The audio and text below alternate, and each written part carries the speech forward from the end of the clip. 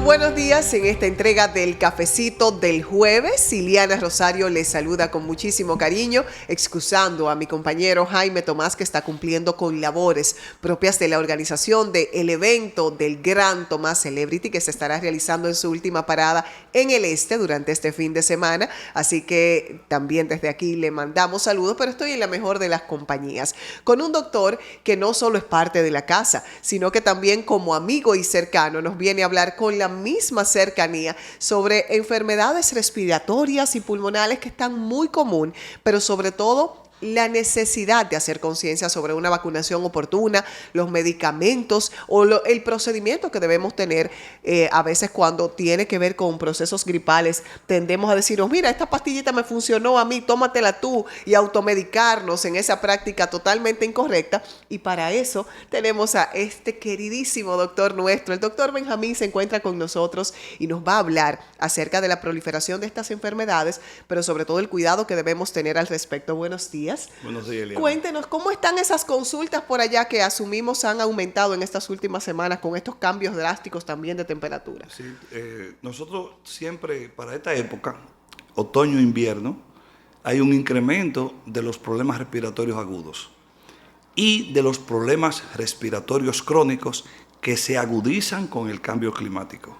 Que aunque en nuestro medio, en áreas tropicales, los cambios de estaciones no son muy marcados, sí se nota, por ejemplo, cuando llueve, cuando entra el otoño, el invierno, que hay un poco más fresco el ambiente, aumentan los procesos respiratorios, las consultas de los pediátricos, los pacientitos, y los mayores, los pacientes geriátricos y aquellos pacientes que tienen cierto tipo de comorbilidad, que son precisamente aquellos donde los procesos virales son capaces de desencadenar complicaciones importantes que pudieran en algún momento determinado de su afección llevarlo a un centro hospitalario para un ingreso en un área común, en cuidados intensivos y hasta incluso con un desenlace fatal en algunos casos, porque los procesos virales en pacientes especiales no son los mismos que en un paciente adulto sano. Hay que tener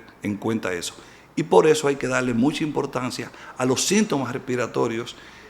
Cuando el paciente comienza a tener algunos síntomas, debe hacer una consulta, como digo yo, incluso hasta telefónica. Muchos médicos no están de acuerdo con eso, pero yo particularmente entiendo que es mejor que un paciente tuyo conocido, que ya haya estado en tu consulta o que sea amigo tuyo simplemente, te consulte de tus síntomas. Y tú le dices, bueno, tú debes ir, llévalo al pediatra, llévalo al geriatra, llévalo al cardiólogo, tráelo al neumólogo, llévalo al internista, al geriatra. Pero que alguien lo vea, que no se quede medicado, como bien dijo usted ahorita, cuando el vecino le quiere proporcionar una receta que le indicaron a él meses antes por un cuadro respiratorio que a lo mejor era un catarro común y el señor a lo mejor ya tiene una neumonía. Entonces no es lo mismo tratar un catarro común que se cura, como decía un profesor mío en España, con 7 días de tratamiento o una semana sin tratamiento, o sea que se curan solo. Así es. El catarro común dando simplemente líquidos, antitérmicos, acetaminofén, reposo, sopa caliente, un buen té, por ejemplo, que son, porque son síntomas leves. Ya cuando la cosa va a mayor, ya es distinto. Es importantísimo esa referencia que hace el doctor Benjamín Hernández, porque nosotros hemos normalizado los procesos gripales en la República Dominicana. El cambio de clima en nuestro país es frecuente y es común, y eso pues nos hace pensar que somos todos, estamos todos a expensas de que pueda afectarnos. Sin embargo, incluso personas jóvenes pudieran desencadenar otro tipo de padecimientos de mayor cuidado.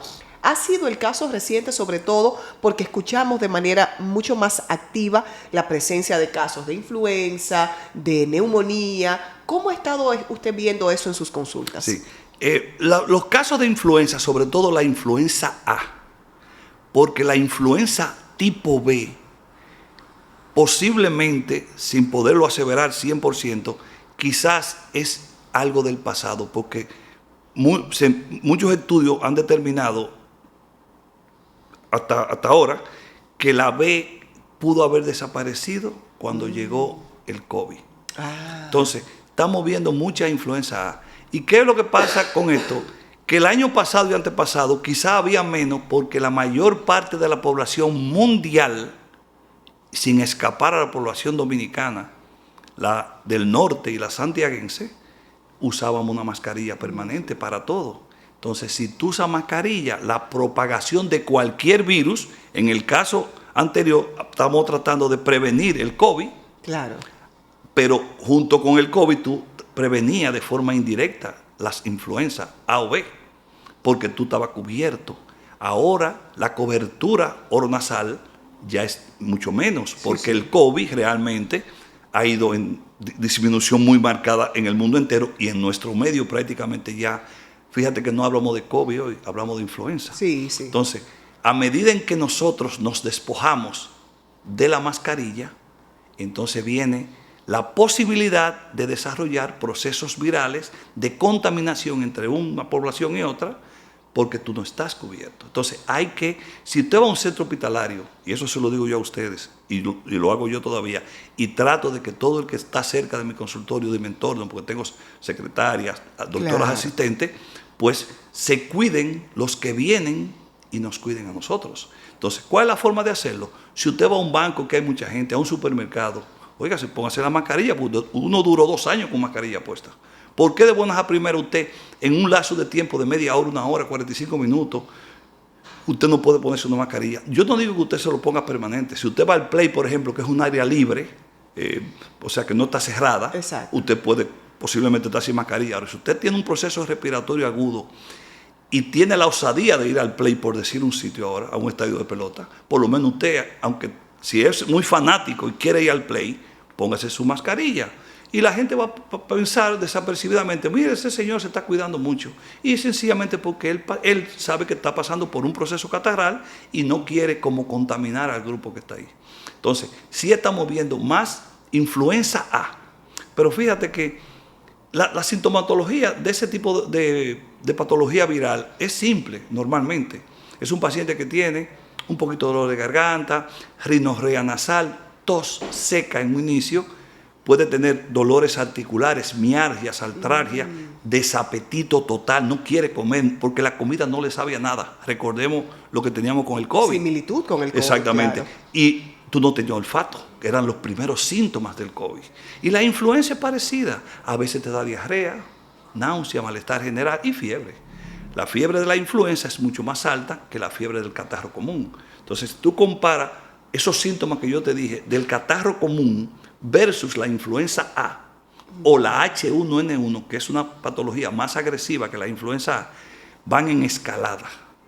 El catarro común te da todos esos síntomas que todo el mundo sabe de un gripe, que no se quiere levantar, que no tiene apetito, que le duele el cuerpo, que parece que le ha pasado un rodillo. Ay, sí. Cuando tú tienes la influenza, te puede dar eso mismo con más celeridad, intensidad. intenso. Y si la tiene H1N1, todavía peor. Y si ya va a neumonía, ya la cosa es ya más delicada. ¿Pudiera degenerar una gripe común en influenza o en neumonía en la medida en la que no sea tratado de manera oportuna con la medicación adecuada? Perfectamente, por supuesto. Fíjate, una paciente embarazada con influenza A, que es la más simple, puede tornarse en algo grave. Wow. Un niño de menos de 5 años y un paciente de más de 65 años, sin más, son pacientes a tomar en cuenta.